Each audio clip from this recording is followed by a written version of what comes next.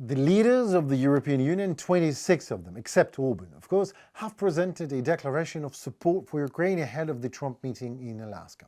This is evidenced by the text of the statement of the leaders of the European Union approved late in the evening of August 11th.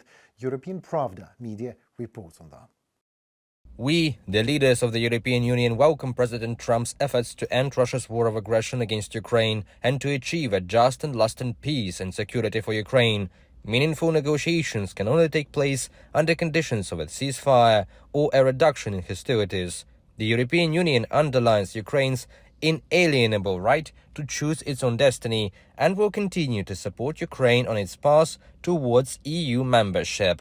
From the joint statement of the 26 leaders of EU member states, according to the European Pravda publication.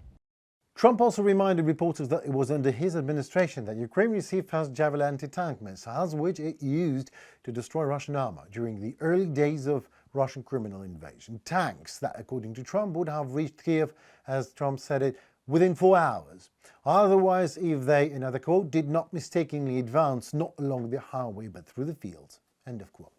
Well, Trump also speculated that the Russian generals deliberately choose to advance through muddy terrain, adding that if the tanks had used paved roads, Kiev would have fallen.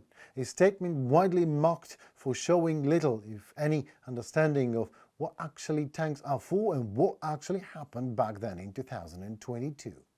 Well, I'll show you what actually happened. Back in the day, Russian tanks and armored vehicles used the highways because they could not use anything else and were stopped exactly on highways, exactly there.